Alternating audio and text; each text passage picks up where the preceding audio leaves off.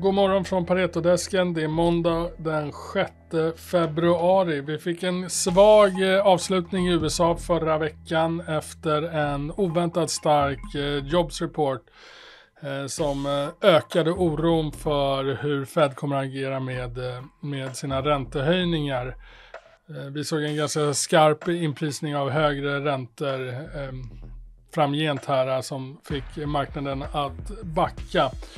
Vi hade även svaghet i ledande sektorer som discretionary och communications, och det kom efter rapporter från Amazon och Google på torsdagskvällen som var svagare än väntat, och det satte också press på marknaden neråt. S&P stängde ner 1% och Nasdaq ner 1,6%. Detta till trots så har vi en extremt stark start på året och marknaden står nu och väger lite. Och med oss för att skapa klarhet i den här situationen har vi Harry Colvin från Longview Economics. So good morning, Harry. We've had some interesting data and a lot of important earnings last week. What's your outlook for market in the short term? Will this strong rally continue, or are we in for a pullback? Yeah, I think this is a great question. You know, there's been a very strong, several strong weeks of good price action in markets really since October. You know, and many arguing that the bear market is finished and that a new bull market has begun. And I think you've hit the nail on the head with that question. And look, our view is that this is a relief rally in the context of an ongoing bear market. We think that it's pretty advanced. There's lots of signs of froth in markets and lots of signs of euphoria emerging as well. If you look at downside put protection in portfolios, it's very low. If you look at equity markets and other risk assets, they're very overbought. Sentiment is high. And there are some parts of the global equity market and indeed global assets that look really quite frothy. They've been experiencing some quite parabolic moves higher. Some parts of Asia, some parts of Latin America, Eurozone banks, and one or two other asset prices as well. So look, I think there's a lot of froth. I think markets will be topping out soon, and the bear market will be resuming. And I think the key reason for that really is that the fundamentals are very poor. Recession risk, we think, is very high. And so markets need to price in a recession, and they need to price in a contraction in US earnings, which they haven't done. So that, I think that with that markets reconnecting to their fundamentals, that I think is the key driver of this next leg lower in equities. And I suspect we're not too far away from rolling into that next move in markets.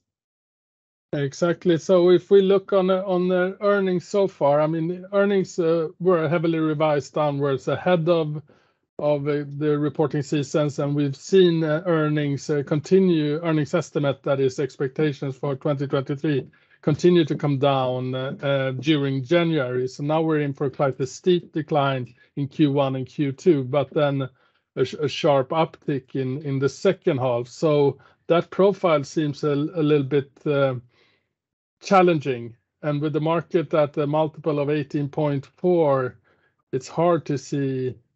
What can you give us some view on that perspective? Yeah. I mean, look, you know, you think about full consensus 12-month earnings, they're down about 4 or 5% from their highs.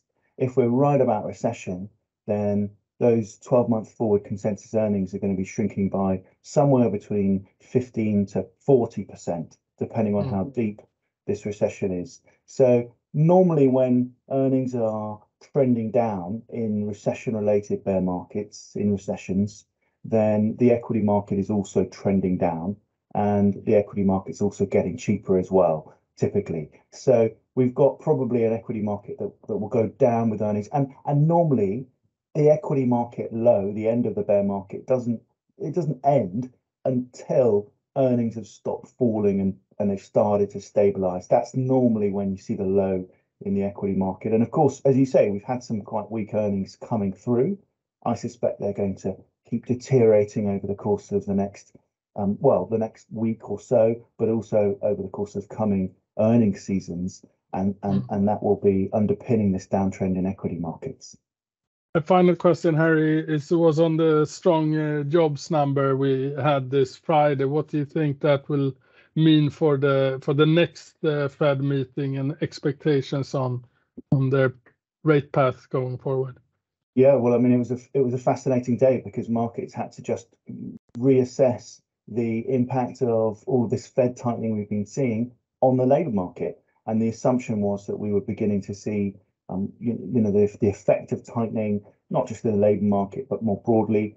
And clearly, we haven't been seeing that as much as we all thought. So that very strong jobs number was followed by a very sharp repricing of interest rate expectations on Friday. We've now got, I believe, the July Fed funds implied rate at over 5%. It moved about 20 bips or so on the day. So a very sharp repricing in rates market. I think that'll be negative for the equity market. Of course, it was a little bit negative for equities on Friday. So it may well be that we have a little bit more of a hawkish tone in the next meeting. But don't forget, we've got a whole nother month or so before the next meeting. And there's plenty of data that'll be coming out in that time. So it sort of depends a bit on what other data points are going to be like. Och här hemma så fortsätter rapportperioden i fullt ös. Vi har 100 nya rapporter, ungefär 100, jag tror det är 97 för att vara exakt, från S&P denna vecka. Så det är den andra riktigt intensiva rapportveckan. Och det är även väldigt många rapporter från svenska bolag. Och på morgonmötet idag så gick vi igenom en del resultat som kom förra veckan. Vi tar ner industrivärden till behåll efter en stark utveckling. Vi höjer riktkursen till 310 från tidigare 275, men anser att uppsidan är lite för begränsad. I Kinnevik som vi har köpt på justerar vi riktkursen till 205 från 190. Vi anser att nedskrivningarna av olistade tillgångar nu har kommit ner eller är så pass omfattande att riskprofilen har ökat. Kinnevik har som bekant en väldigt stark balansräkning. Man har en nettokassa på 10,5 miljarder ungefär, men det finns även en del tillgångar som vi tror man kommer göra sig av med under året, plus utdelning från Tele2. Så ser balansräkningen väldigt stark ut, vilket kommer göra att Kinnevik kan fortsätta att hålla en hög investeringsaktivitet och dra maximal nytta av den här förändrade värderingsklimatet vi har på många tillväxtaktier. Tele2 sänker vi riktkursen till 105 från 114.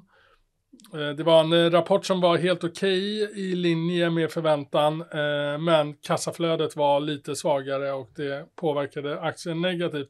Dock så har man en utdelning i Tele2 på 6,80 föreslagen utdelning. Det motsvarar en yield på närmare 7,5%.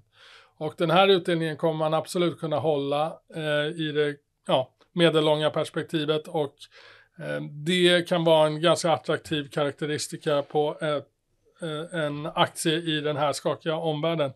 Assa tar vi upp riktkursen till 290 från 280, behåller köp efter vad vi anser var en stark rapport. Men dagens event var vår förändrade syn på Electrolux, och med oss för att gå igenom den har jag Magnus Behm. God morgon Stefan. God morgon. Electrolux, vi plockar ner Electrolux till en behåll från tidigare köp och har en taget på 120. Vi argumenterar ju för att vitvarumarknaden kommer att fortsätta ner och att risken för att det kommer ytterligare besvikelser är ganska stor. Även om vitvarumarknaden skulle lugna ner sig med bättre komps in i 2023 så ser vi ändå att det finns risker för Electrolux att leverera den rebound som man ska göra med omstruktureringen bland annat USA-verksamheten. Så att summa summarum så tycker vi att riskerna överväger här och väljer därför att plocka ner den till en hold nu. Tack Magnus. Det var allt från oss denna måndag morgon. Ha en bra vecka så hörs vi igen imorgon.